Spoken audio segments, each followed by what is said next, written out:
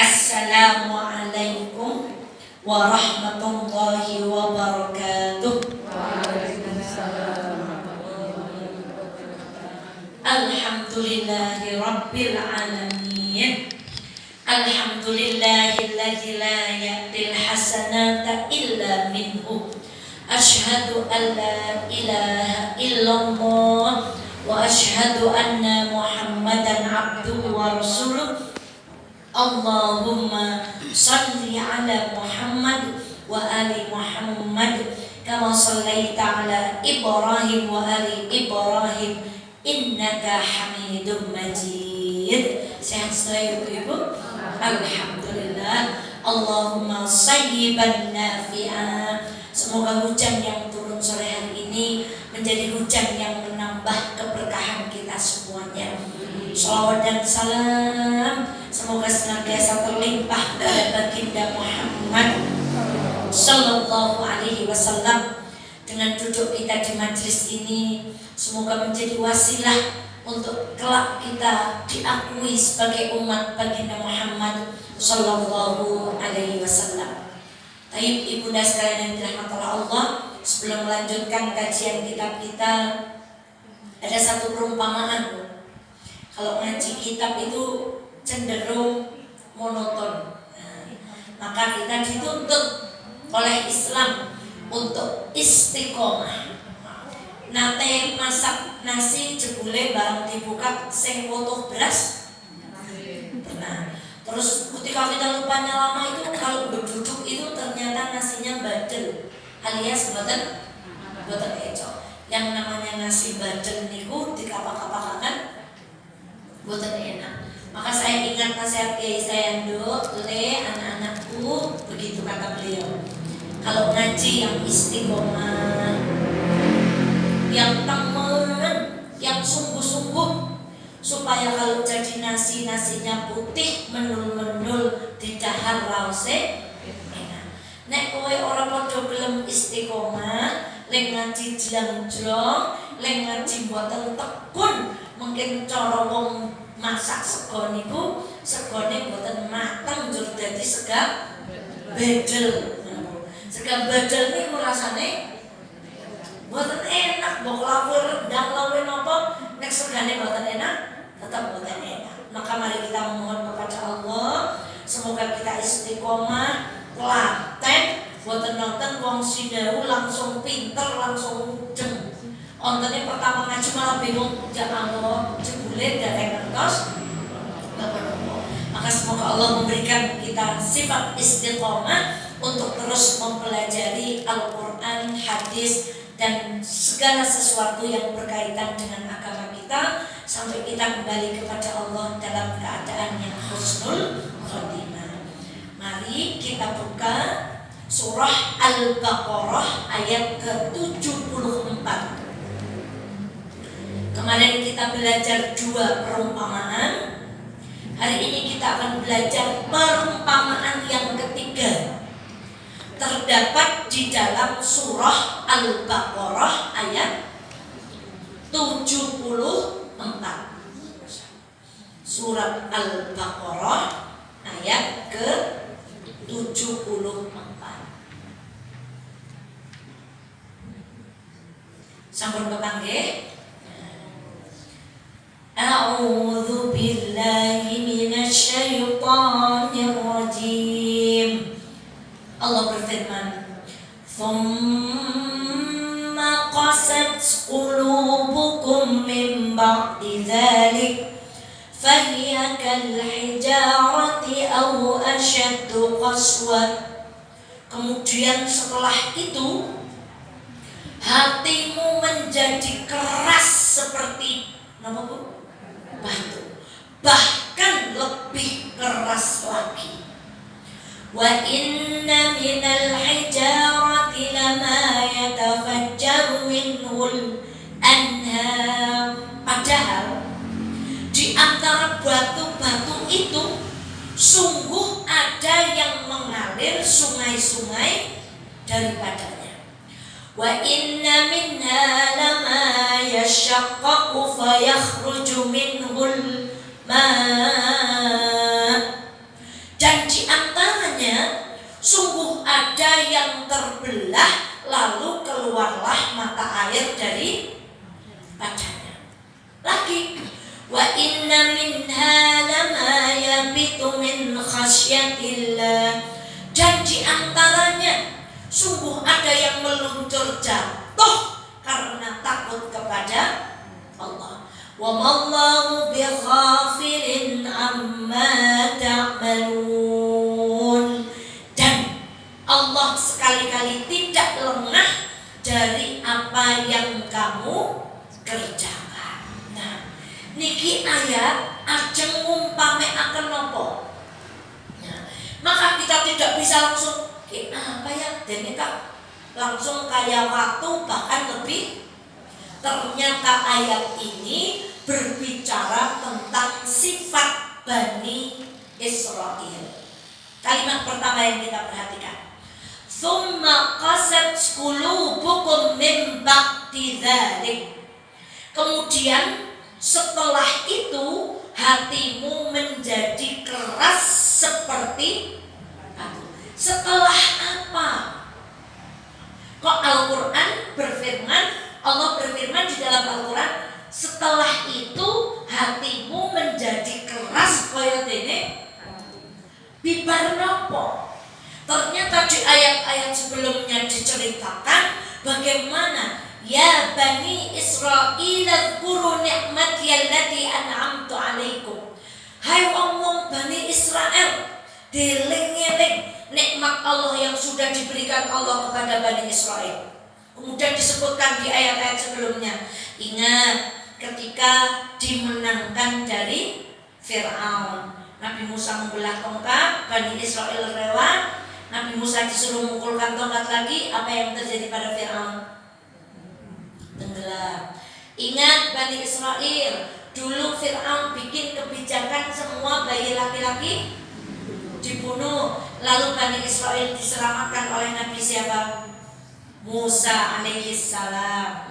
Lalu kata Allah, ingat, aku berikan kepada Bani Israel satu kitab yang turun lewat Musa. Ketika itu diambil selama 40 hari. Kitab apa yang turun kepada Nabi Musa?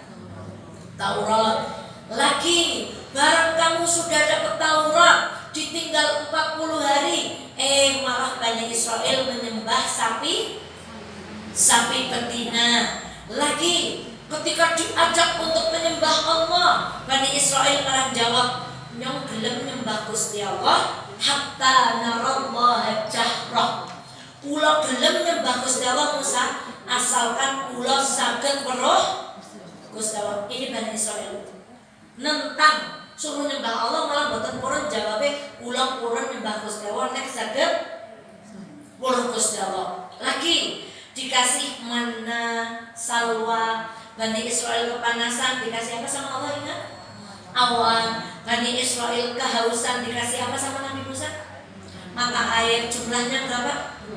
12. Tidak mau makanan yang satu, jari bosan minta makanan yang lain. Masya Allah. Sampai kemudian Bani Israel diazab menjadi kera dan, masih ingat jadi kera dan apa?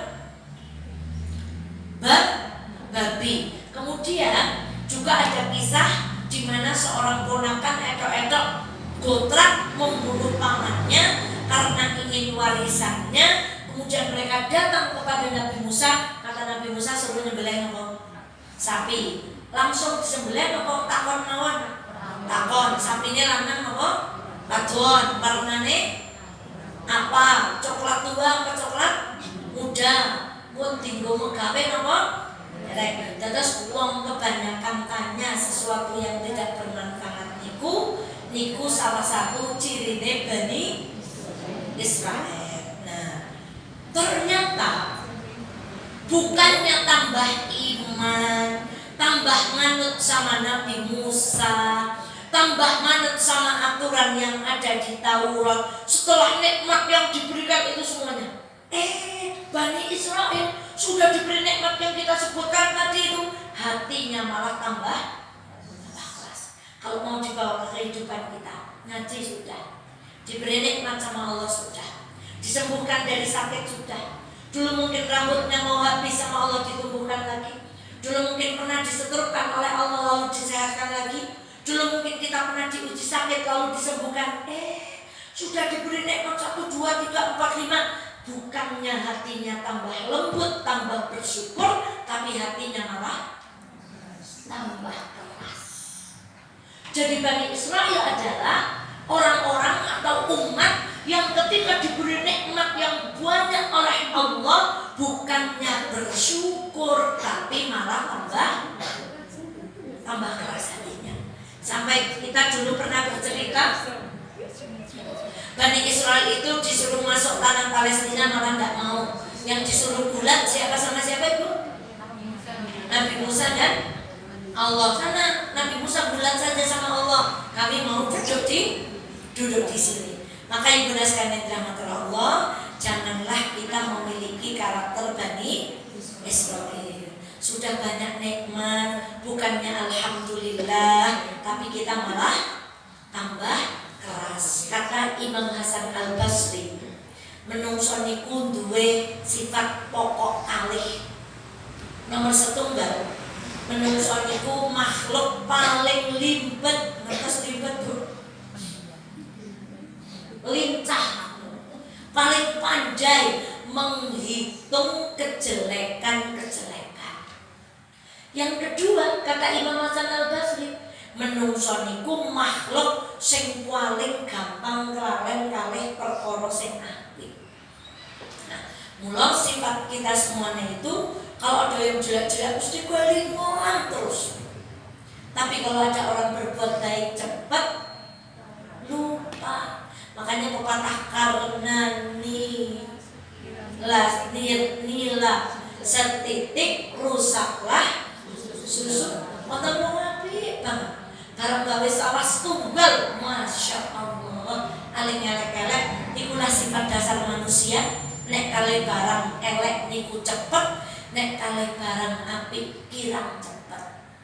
Maka seorang ulama pernah ada manusia karakternya itu seperti babi. Masya Allah, ini mengerikan sekali. Nopo karakternya babi? Babi itu kalau diberi makanan utuh, bersih dari oven, babi nggak mau.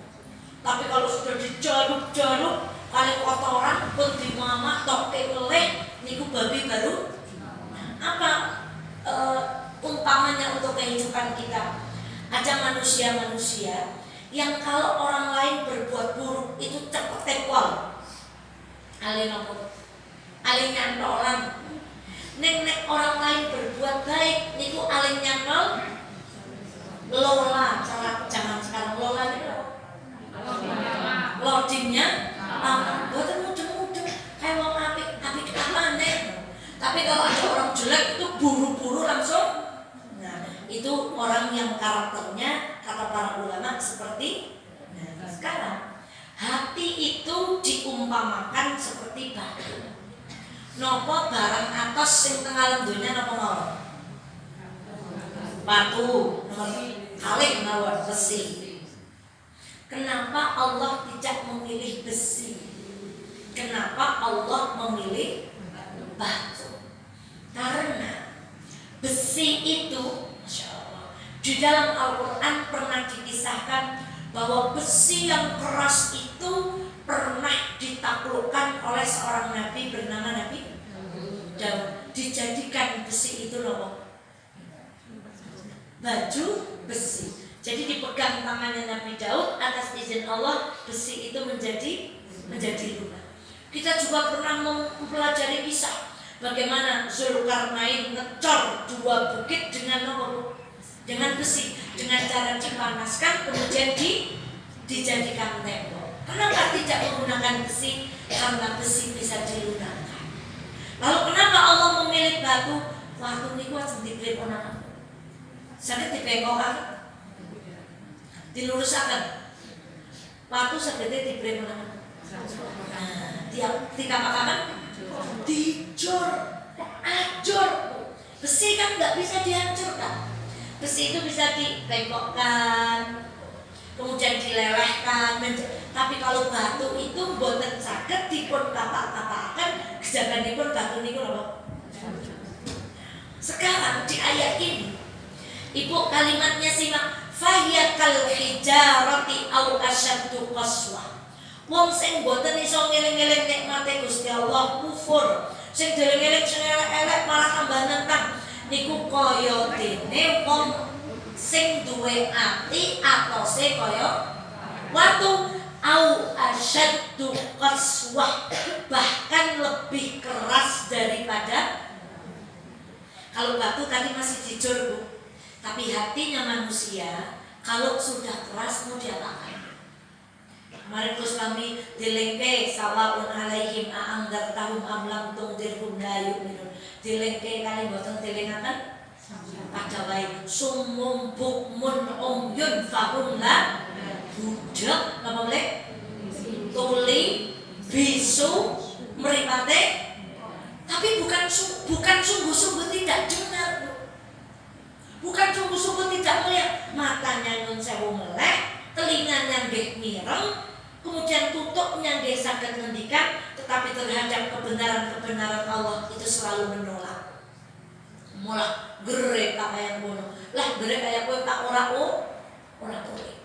Jadi, kenapa diumpamakan batu? Karena batu tidak bisa dilunakkan. Lah kok niki malah wonten ati sing luwih atas saking watu. Masya Allah. Fal'iyadzubillah. Jadi orang nggak bisa bersyukur, orang yang ngeluh terus Allahumma sholli ala Muhammad. Itu orang hatinya keras. Bahkan kalau diterus-teruskan nanti jadi kufur, lebih keras daripada batu. Padahal kata ayat ini, wa inna minal hijarati lama yatafajjaru minhul anhar. Padahal watu ngeten cara monggal. Ana watu yang dari batu itu mengalir napa? Watu mawon dialiri sungai menjadi cobi ibu meresani napa kali. Niku pinggir kanan kiri isine napa? Watu mawon tesih manfaat. Bentuk manfaate watu niku napa? Jadi jalan mengalirnya napa? Air. Kemudian air dialirkan ke sawah-sawah tumbuh napa? Lah wong watu bae sing atos boten iso diluk, iso saged ngaliraken napa? Lah kok menungso boten iso saged mbeto manfaat? Kok manusia enggak mau belajar? Kok manusia enggak mau melihat ayat-ayat Allah? Kok manusia enggak mau taat pada aturan Allah? Nah terus niku wau luwih atos saking padahal watu sing atos bae masih jadi jalan untuk mengalirnya napa? Nomor 2, wa inna minha lama yashaqqaqu fayakhruju minhul ma. Tadi kita belajar ketika Bani Israel minta haus, Nabi Musa kemudian memukulkan tongkat kepada batu mengalir berapa mata air? Pun nate perso toyo medal saking celah-celah batu. Biasanya tentuk. Nek boten watune sigar setitik jeng tengahe medal nopone. Watu mawon nek wau banyune gedhe, manfaate gedhe. Watu sing atos kados niku mawon saged mengeluarkan toyo dengan izin Allah dari celah-celahnya, tetap membawa manfaat. Kita kan dulu belajar tentang bulan suruh. Kenapa sih kalau mandi pengantin nopo-nopo ben ayu kudu sekeng 7 sumur dia anu banget jambutnya. Wah, 7 sumurku apa tengah malam aku mandi katanya Bu mandi ini kan atus turut. Kenapa sih Bu ambil di sumur? Kenapa harus dari sumur? Kenapa airnya harus ambil dari sumur? Niki mboten sirik lho baca. Resik banyu sumur niku. Dan nek pun milis kayak ngene mriki kan pun reget. Tapi kalau ngambil dari sumber mata air yang mesti lebih nopo. Saya kita memaknainya enggak itu. Saya memaknainya kayak semua kayak raut nang kana marai dadi nggih bener marai nemu banyune sik njur raine resiknya tentu. Masyaallah. Batu saja loh ya Allah bisa menjadi lantaran air itu keluar dari celah-celahnya. Dan kemudian yang ketiga Allah mengatakan lagi, wa inna minha lama yahbitu min khasyatillah. Nanti tidak sekarang Bu. Itu kalau hujan besar bisa jadi air itu menjatuhkan batu dari mana?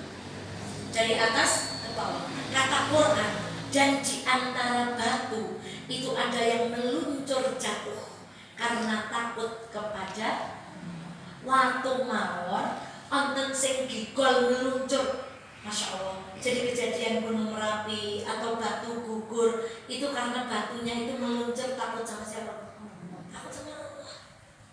Batu aja takut sama Allah. Kok menungso onten sing boten ngerti kali?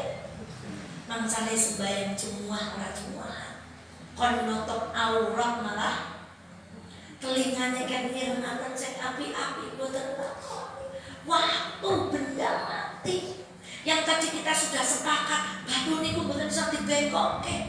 Batu itu bisanya didon saja masih meluncur karena takut kepada Allah. Kenapa manusia tidak bisa takut? Kenapa manusia tidak punya rasa takut?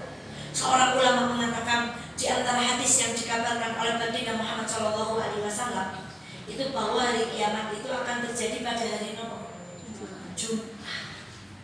Wabeh makhluk Gusti Allah niku nek dina Jumat niku sami wedhos. Bukan hari kiamat terjadi pada hari itu. Tapi apa yang terjadi pada manusia? Masya Allah. Wani boten sholat Jumat, wani boten sembahyang luhur, wani berzina di hari Jumat, wani nyurangi timbangan di hari Jumat, berani berkhianat kepada rakyat di hari Jumat, yang mengukur berani ukurannya tidak tepat di hari Jumat, padahal makhluk selain manusia saja merasa nopo. Maka ayat ini mengajarkan orang beriman, umatnya Muhammad, jangan kayak Bani Israil. Sudah dikasih nikmat tapi hatinya keras, gak mau menerima kebaikan dari Allah, tidak mau menerima petunjuk, kalah kalih waktu. Tadi batu punya 3 apa usahamu? Mengalirkan air jadi nopo sungai. Yang kedua di antara sela-sela batu nopo bisa memancarkan mata air. Yang ketiga ada batu yang nopo waktu gue iso bawa manfaat, iso tersentuh oleh air.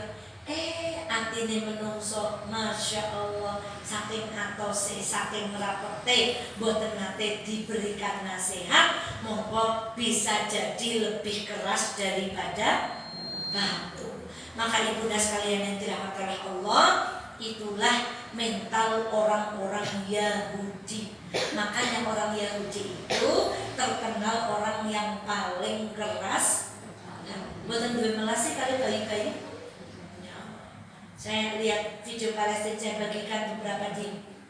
Ada yang berteriak seperti ini, ya Allah, tertutup sudah semua pintu untuk kami. Mau pergi kemana? Mau pergi ke Mesir, di Rafah dipagar. Mau ke sini ada laut. Mau ke sana Gaza sudah habis. Dia berkata hanya tinggal pintu langit yang terbuka. Ya Allah, ada bayi dibom dan seterusnya. Orang Yahudi nggak punya kasihan karena artinya apa? Siapa yang bilang orang Yahudi artinya keras? Allah di surat ini. Fayaqal hijarati aw asyaddu qaswa. Wong Yahudi niku artinya atas, luwih atas dari nomor. Jadi kita lihat video nggak tega kalau mereka memang itu yang mereka minta karena hatinya nomor. Maka naudzubillah ketika kita membaca Al-Fatihah kita berkata ghairil maghdubi alaihim waladhdallin. Duh Gusti, ampun kok disesataken kula panjenengan sedaya duweni sifat, duweni ati kaya dene wong Yahudi, kaya wong Nasrani. Atine napa? Terus mbak nggih padha awak-awake yang dewek pas mengurusi ngaten Bu, misale niku tenggarong kenal terus niku ontene teng benua Antartika. Mau sholat Allah nyong sembahyang ping bola-bali ora soke-soke, ora sembahyang malah soke. Ada yang seperti itu di benua Antartika. Mbak infak, gak kepenak temen jalur duit infak nyong dulu jokir balik kak deke sing jaluki. Masya Allah, itu karakternya orang Yahudi. Sekarang kemarin kita belajar tentang permisalan. Kenapa sih hati itu diungkapkan seperti batu? Kalau kita bicara hati, sing putih apa hati niku? Cara teng awake dhewe niku yang disebut Allah hati ini yang mana? Jantung, nopo liver, nopo akal tuh.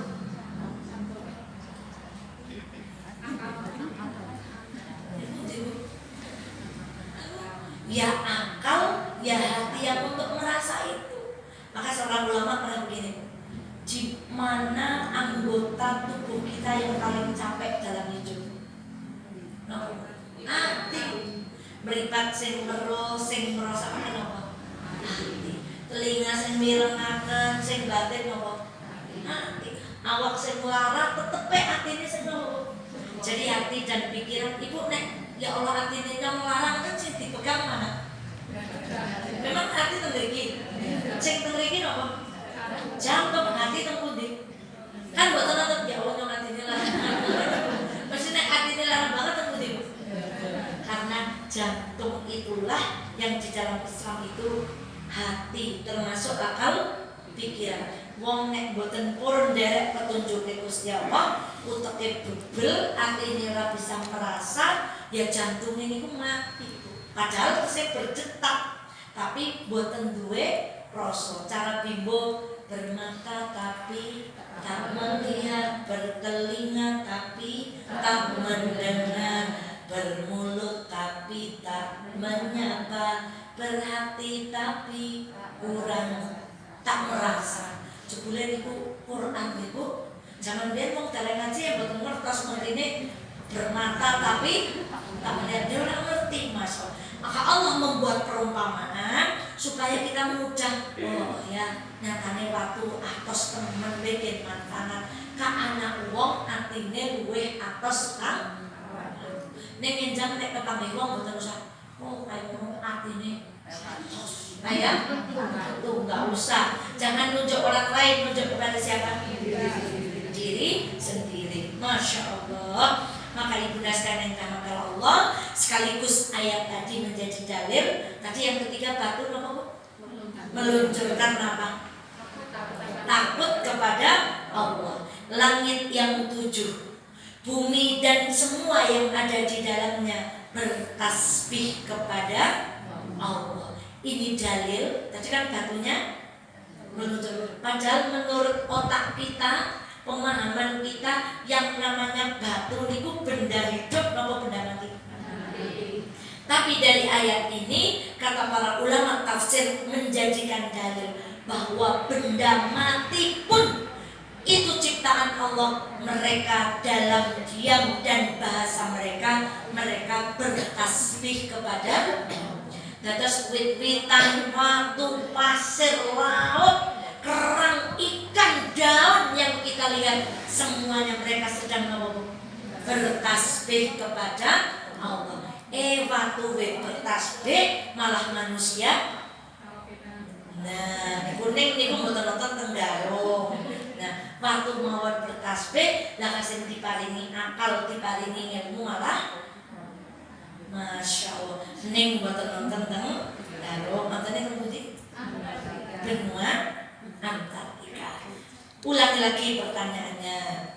Tadi perumpamaan ketiga terdapat dalam surat Nahl ayat berbicara tentang sifatnya orang apa? Kenapa hati diumpamakan seperti batu, tidak seperti besi? Karena besi bisa ditaklukkan, sementara batu itu ditaklukkannya hanya dengan apa? Dihancurkan. Batu saja punya 3 kebaikan. 1, mengalir padanya sungai-sungai. Yang kedua, memancarkan air. Yang ketiga, terjun dari atas ke bawah karena watu sing atos saja bisa membawa manfaat, kok hatinya manusia yang diberi petunjuk tidak bisa tunduk pada peraturan Allah. Itulah disebut hatinya keras seperti batu, bahkan lebih keras. Kemudian ayat ini ditutup, wa mallahu bighafilin amma ta'malun.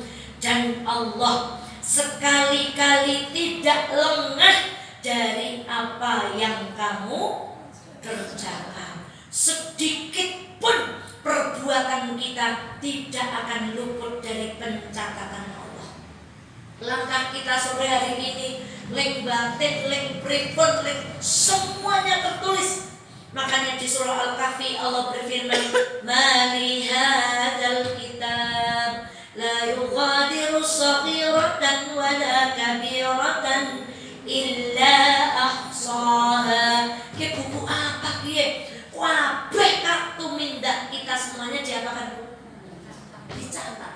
Makanya ada satu riwayat seorang laki-laki pernah datang kepada Allah membawa 99 kitab keburukan. Yang satu kitab tebalnya sejauh mata. Kenapa? Saking detailnya kitab itu. Dan hari ini kami posting salah satu buku yang paling takut kita baca nanti adalah buku catatan amal. Padahal yang nulis siapa? Sopi dari pagi ibu nulis apa-apa. Alhamdulillah sholat subuh, suruh, kajian, duha, baca Quran, nyiapkan anak-anak sekolah, nyiapkan suami, mutung bon. Belendeni bon. Dereng ping kale. Ngeluh bon. Nah, kan ngangkat ngaji kan malah. Jangan jenenge ngeluh. Napa meneh grundel bon. Kali sinten grundele? Kali sinten? Kali bojone? Oh, batin bon. Wong makan bon. Itu yang menulis siapa? Besok dibaca siapa? Maka pastikan setiap hari kita itu menulis kisah yang baik. Kalau kita menulis karet-karet, ya besok yang kita baca itu. Maka tulislah yang baik-baik. Pokoknya dino iki arep gawe cerita sing apik. Masya Allah. Bikin cerita yang indah, yang patut dibaca oleh anak-anak kita di kemudian hari. Supaya anak-anak yang lahir dari rahim kita bangga membaca cerita hidup ibunya. Bukan sebaliknya, esen membaca kisah cerita ibunya. Besok anak cucu kita kalau ketemu, ya Allah, jenengan kebiar ibunya ke bareng karo nyong ngaji teng pundi? Nang jarene ibune jenengan ke ngantukan banget nek ngaji. Misalnya. Mendingan ngantuk tapi mudengan. Lah nek ibune jenengan ke wis ora ngantuk tapi ora mudengan. Misalnya ketika anak-anak kita tuh akan bercerita, maka buatlah cerita itu cerita yang layak untuk diceritakan anak-anak kita semua. Sekarang kita menuju perumpamaan yang keempat. Masya Allah. Terdapat di dalam surah Al-Baqarah ayat ke-171. Tadi ayatnya lebih panjang. Sakniki jendek. A'udzu billahi minasyaitonir rajim, kata Allah. Wa 171. Wa mathalul ladzina kafaru, dan perumpamaan orang-orang kafir. Kalau tadi orang apa? Yahudi diwakili Bani Is. Kalau sekarang Allah berbicara kembali tentang orang apa? Kafir. Seperti apa? Kamathalil ladzi yan'iqu bima la yasma'. Permisalan orang-orang kafir adalah seperti penggembala yang memanggil binatang yang tidak mendengar illa du'a'an wa nida'a, kecuali panggilan dan seruan saja. Summun bukmun umyun fahum la yaqilun. Mereka tuli, bahasa Garune budak, bisu, buta.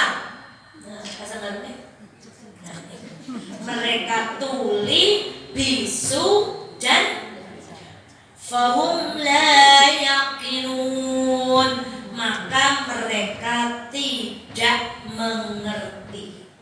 Nah, sekarang kalau tadi mimba didalik kok jadi tambah keras, ternyata dijelaskan oleh Al-Quran sudah diberi nikmat 1, 2, 3, 4, 5, mereka nggak bersyukur. Sekarang kok tiba-tiba wong kafir niku kaya dene wong teriak-teriak memanggil sesuatu yang tidak dengar kecuali teriakan yang keras.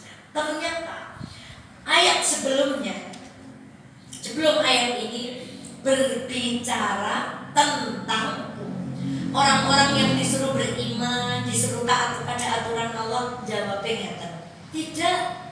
Tetapi kami hanya mengikuti apa yang telah kami dapati dari perbuatan nenek moyang. Cara jawabannya jadi sih ngapa kayak gue? Ya biar mbah bae kayak kene. Jadi nyok umpami contoh. Ini kalau ikut bareng-bareng, napa jenenge? Ari-ari wadai napa? Kendil. Jur jalain napa? Dian, nggih. Jur nek pengen dadi dokter teng jero kendil jalain napa? Jalain napa? Stetoskop. Nek pengen dadi pedagang? Nek banjol. Nek pengen dadi guru? Dibetoni pulpen apa kapur. Terus nek pengen dadi arsitek? Jur ditawani. Jadi sih ngapa kayak gue jawabnya prepon gue tuh? Ya nyom baik kayak kene kak nyom ugur.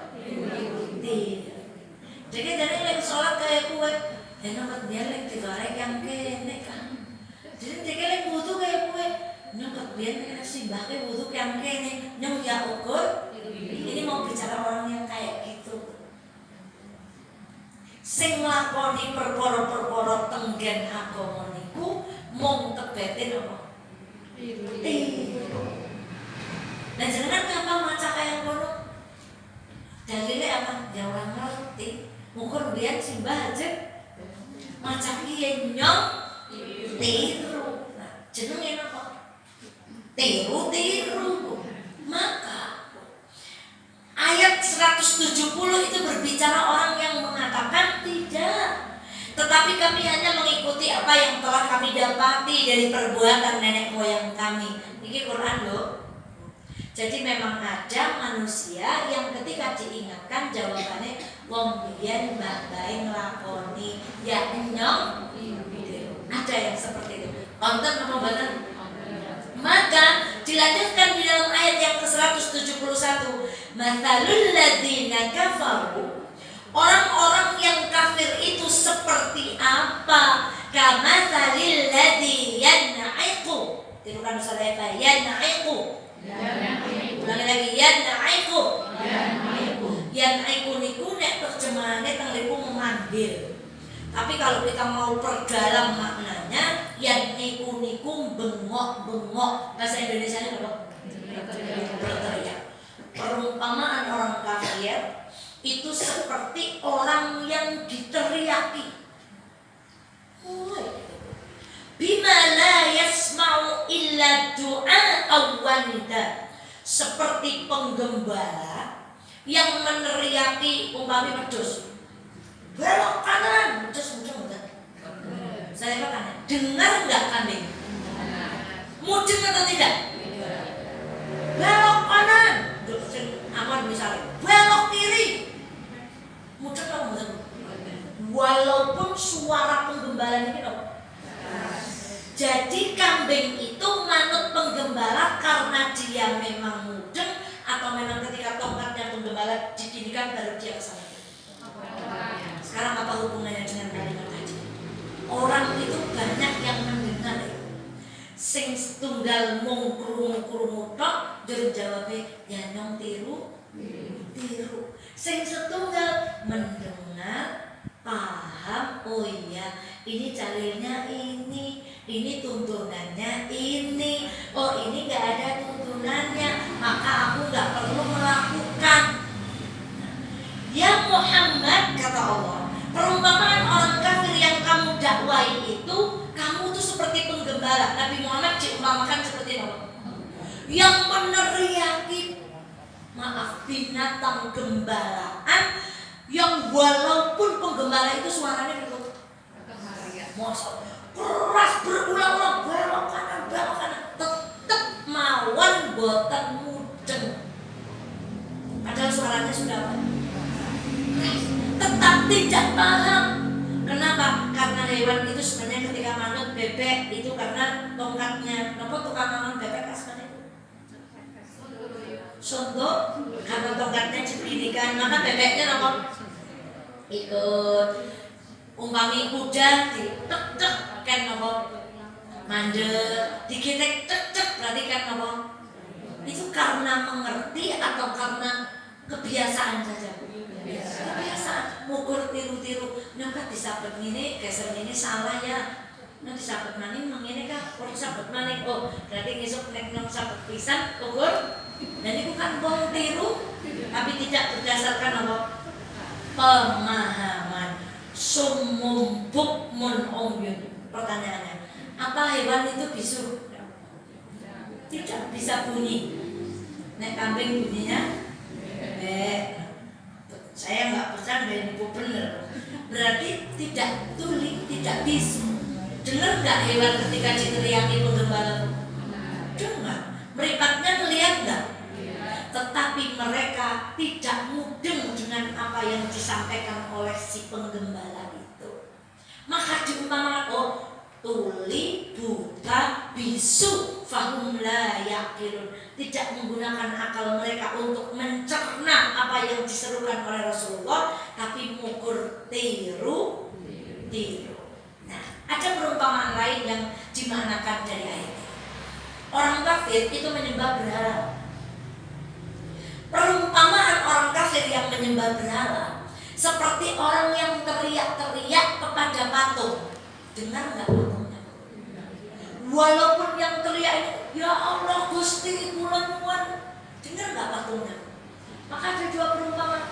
Ada yang mengatakan ayat ini koyok Nabi Muhammad nyeluk wong kafir itu, koyok dari penggembala nyeluk kewan mereka tidak mudeng babar.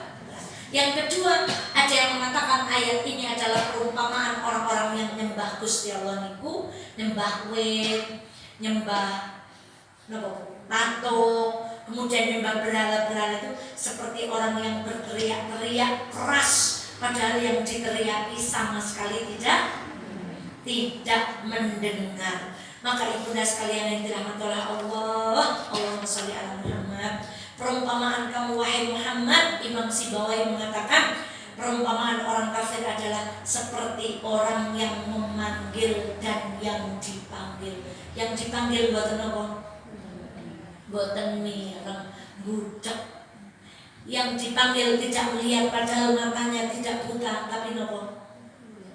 Mulyan pangapunten micek. Yang dipanggil tidak mau jawab padahal mulutnya tidak nopo? Tidak bisu, edok bisu, budak, micek, nopo bisu. Itulah perumpamaan yang diberikan Allah kepada orang-orang kafir. Dan nanti Bu, Masya Allah, ada banyak ayat-ayat yang berbicara tentang orang kafir yang pakai redaksi tuli bisu buta, tuli bisu buta, ditutup di atas hati mereka, telinganya diapakan? Disumbat. Yang tuli bukan telinganya tapi hatinya, yang buta bukan matanya tapi apanya? Di atas hati mereka ada sumbatan, di telinga fi udunaihim waqra, tutupan di atas hati mereka, sumbatan di atas telinga mereka yang peka dan tuli. Masya Allah, banyak ayat-ayat yang ketika berbicara tentang orang-orang kafir menggunakan redaksi bisu, budak, dan jauh nih. Maka ya Allah, ihdinas siratal mustaqim. Semoga Allah memberi kita hidayah terus. Kalau diceluk itu, Masya Allah, walaupun dari sampai melakoni kabeh, minimal hatinya berbentuk makrentaknya. Oh ya, astagfirullahaladzim. ampun nek diingatkan itu sama sekali kita tidak mau mendengar.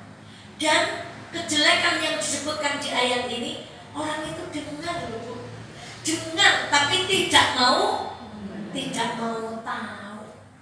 Tidak ngaji ngertos tapi tidak mau tahu.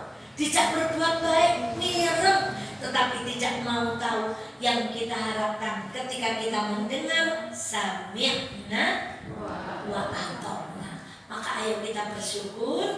Kalau karakternya orang kafir tadi di ayat sebelumnya mengukur tiru-tiru, itu kenapa kita duduk di majelis taklim, supaya dalam menjalankan ibadah, sholat, wudhu, beragama, menjalankan kehidupan rumah tangga, berbakti bertetangga, boten nukur tiru-tiru, tetapi karena kita paham terhadap tuntunannya. Maka Rasulullah SAW bersabda, "May yuridillahu bihi khairan yufaqihu fiddin." Sing sinten wonge dikehendaki kebaikan oleh Allah, Allah akan membuat dia paham tentang agamanya. Samparane enteng tindak ngaos, telingane ringan mirengke ceramah, mripate ringan maos Quran, tutuke ringan mengucapkan kebaikan. Itulah orang yang dikehendaki kebaikan oleh Allah. Ada satu perumpamaan menarik. Umpami Pak Jokowi badhe tindak menggantos presiden kalian. Umpami Pak Prabowo badhe tindak garuk. Kinten-kinten pejabat di Garut siap-siapnya besok datang, hari ini siap-siap, atau 3 bulan sebelum Pak Presiden datang. 3 bulan. Jalan sing bolong. Jor boleh Pak Prabowo ngeten. Saya pengen makan makanan khas Garut. Niku lek survei megono terenak di Garut. Pejabatnya pinten sasitu. Wah, dites pastikan gwewosnya, lobisnya adalah lobis udangnya adalah udang dan saya niku sing kepengin megono sinten. Itu saja ini apa ya? Dicek garamnya mengandung sodium apa enggak, mengandung kolesterol apa dicek pakai berapa jaya pokoknya matang langsung. Naik presiden tuh dicek dulu karena takut mengganggu. Niku kalau presiden saja mau sesuatu, itu bawahannya lagi nyiapin pripun. Masyaallah. Sekarang Allah mau kita jadi orang baik. Itu kira-kira Allah tuh gimana? Malaikat tuh nah, orang yang dikehendaki Allah baik, salah satu cirinya orang yang senang mempelajari ilmu agama sampai dia faqih terhadap agamanya. Dan terus wong apik indikatornya miturut Islam, miturut Gustawa, bukan yang hari ini omsetnya bertambah tapi ilmu agamanya enggak tambah. Tapi miturut Allah, orang yang dikehendaki kebaikan, orang yang setiap hari pemahaman terhadap agamanya walah. Dan dalam hadis yang sahih, Gusti Allah paling gede kalih tiyang pandai ilmu dunia tetapi tidak mengerti tentang ilmu akhirat. Gawe roti tesek, gawe nopo bae. Nopo mawon saged ilmu dunia, ning terhadap ilmu agama mboten. Niku makhluk sing disengiti Gusti Allah. Itu informasi dari baginda Muhammad sallallahu alaihi wasallam. Satu gambar terakhir, masya Allah. Surah Al-Baqarah ayat 261. Yang pertama surah Al-Baqarah ayat berapa? 74. Bicara tentang orang Yahudi. Yang kedua surah Al-Baqarah ya, berbicara tentang orang. Yang ketiga surah Al-Baqarah ayat 261.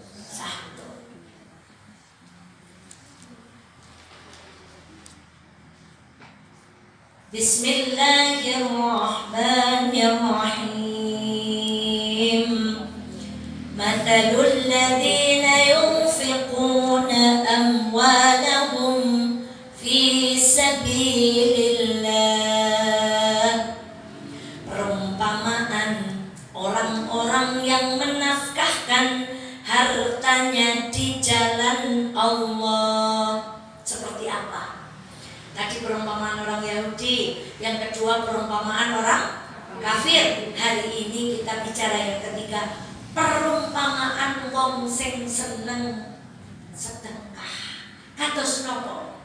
Kamathali habbatin ambatat sab'a sanabil fi kulli sumbulatin mi'atu habbah. Perumpamaan wong-wong sing seneng menafkahkan hartanya di jalan Allah adalah serupa dengan sebutir benih yang menumbuhkan berapa bulir? 7. Pada tiap-tiap bulir itu tumbuh berapa lagi? 100 biji. Wallahu yudha'ifu liman yasha. Allah melipat gandakan ganjaran bagi siapa yang Dia kehendaki. Wallahu wasi'un alim. Dan Allah maha luas karunia-Nya lagi maha mengetahui. Ayat sebelumnya berbicara tentang apa? Nah, kita kan nggak sempat tuh tadabbur. Kalau langsung menuju ayat ini, jeda. Ayat sebelumnya berbicara tentang apa? Tentang ayat kursi. Allahu la ilaha illa huwal hayyul qayyum. Berbicara tentang bahwa syafaat itu hanya bisa kita dapatkan atas izin siapa? Allah. Di ayat-ayat sebelumnya juga bercerita tentang Uzair. Siapa masih ingat tentang kisah tentang Uzair? Kalian bu? Astagfirullah. Jawaban pertama, Uzair, laki-laki yang ditidurkan 100 tahun. B, laki-laki yang ditidurkan 200 tahun. C, dua-duanya salah. Siapa yang A? Siapa yang B? Siapa yang C? Uzair itu siapa dalam surat Al-Baqarah? Laki-laki yang melewati desa. Ya, kemudian laki-laki itu ditidurkan oleh Allah selama 100 tahun. Dia bawa bekal apa masih ingat? Anggur, kemudian roti, alhamdulillah walakat ya. Anggur, roti, dia naik apa? Naik ke masjid, ke musola, kepada saudara-saudara yang kita butuhkan. Yang penting uang itu diinfakkan di jalan kebaikan. Maka perumpamaan ibu tadi memasukkan uang itu seperti apa? Kamathali habbah. Ada dua. Seperti orang yang menebar benih. Satu diumpamakan seperti orang yang menebar secara tidak sengaja. Misalnya ibu kagungan lombok bosok disugakan tembudi tempot jelebare apa? Tunggu. Nanti cabenya tokol cabe uang apa? Cabe. Itu permisalan pertama, seperti orang yang melempar benih. Benihnya kemudian tokol, dari benih itu tumbuh 7 pang, di setiap pang konten berapa? 100. Perumpamaan yang kedua, orang yang berinfak itu seperti benih itu sendiri. Maka benih itu kemudian akan tokol, punya 7 tangkai, setiap tangkainya tumbuh berapa? 100. Masya Allah. Dan ketika Allah berbicara tentang bilangan 100 atau 700, bukan berarti kalau ibu infak 2000 jadi berapa? Bukan begitu, tetapi makna dari kalimat fi kulli sumbulatin mi'atu habbah itu untuk menunjukkan bilangan yang banyak. Jadi ayat ini bicara tentang wong angger purun sedekah ganjarane banyak. Masya Allah. Maka pernah itu seorang ulama, uang itu Masya Allah, kalau simbah-simbah merapati harta tersebut itu tentang kacu. Do you know kacu? Yes, kacunya diapakan bu? Dan ibu-ibu merawati emas tersebut. Namun seru-seru sadar itu mungkin nonton aling merawati tersebut. Pokoknya perimpan banget sih. Harta itu kalau masih di tangan kita, yang jaga siapa? Tapi begitu uang tadi ibu masukkan ke dompet, gantian kata uang, sekarang aku yang akan menjaga. Masya Allah. Misalnya tadi ibu memasukkan 5.000, dapat tak semangkok apa benar? Ya dapat neng di sini siji. Kan jumlahnya dari apa? Cara mau kali berarti setengi. Kata uang begitu dimasukkan ke dompet, tadi sebelum kamu masukkan itu nilainya hanya 5.000 loh. Tapi begitu dimasukkan nilainya jadi, kalau sesuai dengan ayat ini nilainya jadi berapa? Jadi banyak. Masya Allah. Itu uang itu kalau kita masukkan tuh bicara bu. Ya Allah. Oke, sing egen nang dompete dhewe urung mesti dadi rezekine. Tapi sing wis dilebok nang dompete reboan niku mesti dados napa? Mben aja ketemu mulih. Angger sing senenge dalane sing meremut-meremut yang mben sing nyambut. Angger sing seneng dalane sing guyu-guyu ya sing nyambut. Guyu. Angger sing dalane kenceng-kenceng mben mboten ana sing nyambut. Mergane sing nyambut aja luru niku glendeng nang pundi. Mboten niki guyon. Tapi mungkin dijajalaken atau 1.000, 2.000, 5.000, 10.000, 20.000, 50.000, 100.000. Niku senyumnya jadi gini. Lama-lama. Jadi uang itu semakin kecil bilangannya semakin semakin gede senyumnya semakin. Tapi kalau gomor sing ramah-ramah niku jarang mlebu masjid. Sing seneng mlebu masjid sing makanya kan itu ada cerita ya Allah, bilih atau 100.000 kali 1.000 ini keluaran Bank Indonesia sudah mungkin. Cara wong sekolah kula niku seleting kali litingane kula. Tapi barang reong ibu muasal duit 100.000 niku jondel kok duit 1.000 bu. Iya. Ada dek. Oh, yo. Ada dek ora anglengan ngono. Dek itu mateng. Lo kayaknya biar jalan kali sekolah. Jadi kan jadi dua tahun jalan, jadi kenang apa? Terus atau 1.000 maturnya ya bikin nomor ratu aja. Angger ana wong tuku jajan nang aneka, sing kon bayar parkir panas-panasan. Mulane nyong ireng. Ya jadi ambune ora enak biasanya jual 1.000 ambune berapa? Ya ngapura ya. Jadi ambune yang apa sih? Oke.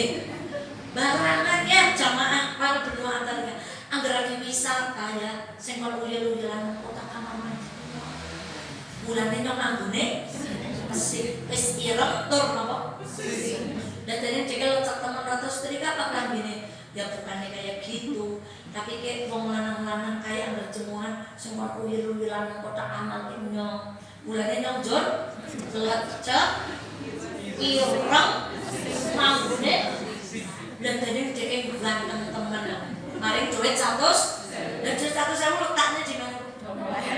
Tahu ditalakan tentang dashboard bu, tindai ke mall, gitu bu.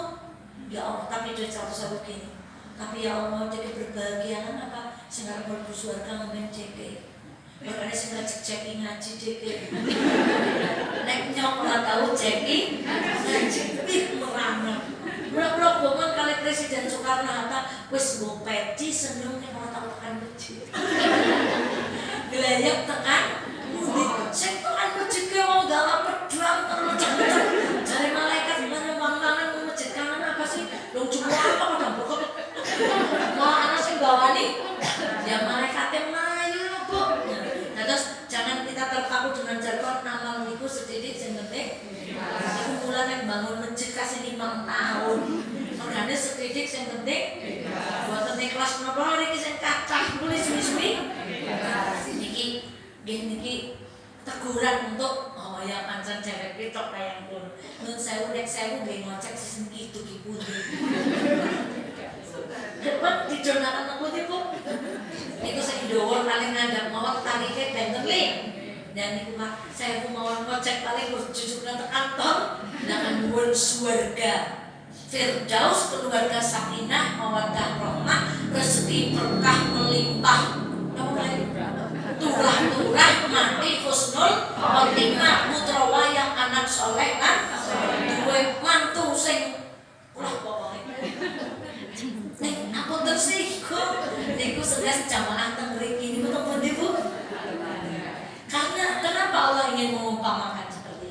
diharapkan. Dengan Allah mengumpamakan ke wong nek nembrung ngadet 1000 ke, pareng mboten nembrung ngadet 1000. Ya pareng, hati-hati loh, jangan diputus tadi ceramahnya. Boleh kaya dene wong nandur 1000 kuwe tumbuh dadi 7, setiap 7 dadi masal. Ben atine dhewe niku kok ya ki 1000 ka dadi masal. Apa maneh ka 2000, apa maneh ka 2005. Nah terus niku teko maneh barang kali katolik tunggu. Nah, lagi yang menarik lagi, Masya Allah, wallahu yudha'ifu liman yasha. Allah akan melipat gandakan. Itu makna yang pertama. Sudah diungkapkan dengan kata-kata 700, masih mau diapakan? Tapi pinten jumlah itu. Itu makna pertama. Yang kedua, ada ulama yang lebih memaknai yang akan dilipat gandakan adalah orang-orang yang amalnya ikhlas. Kaya dene wong nyebar benih nek disebar teng tanah ketak pripun? Lokal nama banget. Tapi nek disebar teng tanah sing pun dicampur kali CM, kompos, napa-napa ditabur langsung napa. Bahasa Inggrisnya langsung mencenis. Tapi nek ditandur ternyata masih tetap diinteni bilang-bilang tahun. Nah, maka apa perumpamaannya ini Bu? Masuk. Hati-hati terhadap amal. Allah itu akan melipat gandakan sesuai dengan keadaan hati kita ketika beramal. Sebab onten wong nandur ning boten panen. Karena napa? Karena lek infak niku boten karena oleh infak niku disertai menyakiti. Ora kaya ngono nek ora tulungi nyong ngene ya, ora dadi wong. Bener Bu? Ora sik kae barang wis dadi wong ora eling sapa-sapa. Padahal biyen bukan siapa-siapa. Jadi marai sinten atau kados niku. Ora tulungi ibu ya wong, ditulungi ya tetap wong. Masyaallah. Maka ibunda sekalian dirahmati Allah, hati-hati. Ada orang menabur benih tapi tidak tidak panen. Kenapa? Karena ketika berinfak keadaan hatinya tidak tidak ikhlas, tidak bersih, nyuwun dimatur nuwuni. Dan nanti di permisalan berikutnya akan ada permisalan orang-orang yang berinfak tidak ikhlas. Maka ini menjadi hati-hati. Dari satu sisi ditumbuhkan yudha'ifu liman yasha, tetapi di satu hati-hati ning hati-hati yo ora bakal dilipat gandakake kanggo wong-wong sing infak ning atine boten ikhlas. Ditutup dengan dua sifat Allah. Wallahu wasi'un alim. Wasi' niku luas, alim niku maha mengetahui. Nek Allah maha luas paling bales 700 sepele nopo sepili Bu. Kecil. Karena Allah maha nopo? Bales wong semusoan iki nyemplung kabeh. Kata Allah. Dan Allah maha mengetahui apa? Allah maha mengetahui siapa yang memasukkan ke dalam infak mengulurkan tangannya dengan keikhlasan. Allah tahu siapa yang mengulurkan infak karena berharap dunia. Maka tadi saya mendapati video Syekh, kenapa kebanyakan orang sholat itu miskin? Padahal orang-orang terkaya di dunia itu rata-rata muslim atau tidak? Non-muslim kan? Berarti saya sholat ora sugih, saya ora sholat malah. Beliau menjawab dengan sangat bijaksana. Kamu gak bisa tanya seperti itu. Sholatnya orang Islam itu ben sugih, nopo ben dekat kali Gusti Allah. Kalau dekat dengan Allah hati kita tenang niku luwih larang pun tidak bandar. Kemudian dia mengatakan kami sholat bukan untuk kaya. Jadi kamu nggak bisa bilang nyong sembahyang tak dening ora suke. Itu boleh dia punya fasilitas dunia, tetapi belum tentu punya ketenangan seperti kami. Dia boleh cukup dalam urusan dunia, tapi belum tentu punya ketenangan dan kedekatan seperti hati kami. Padahal ketenangan itu ditumbas pripun? Saged Bu? Ibu Masya Allah saking sekecone tempu di mawon saged nopo. Wong pengajian mawon bisa keter. Niku wonten wong sugih pasure empul, angger ajeng sare kudu munjuk nopo Bu. Ibu dahar napa urang ora oleh, mergane napa? Jeroan ora oleh, mergane napa? Asam urat emping bayem kacang ora oleh mangan, mergane napa? Sinten sing luwih suke luwih mulia? Masya Allah. Maka tadi saya itu kemudian menjawab Masya Allah. Jadi kita ngaji bukan untuk ayah, kita sholat bukan terus kita ngaji nanti permasalahan di rumah itu selesai semua, bukan kemudian kita ngaji ayat Quran nanti sampai rumah duitnya jadi banyak, bukan. Tapi kita ngaji sholat mendekat kepada Allah supaya hati kita merasa mampu. Coba sinten sing boten ayam sak kita njerone cipta. Saking ayamnya. Rasanya berurutan orang pikir gue balik ini pikir cinta lami atau lambrok gue pikir saking nomornya hatinya cobi pas nonton gantut ada hatinya gitu.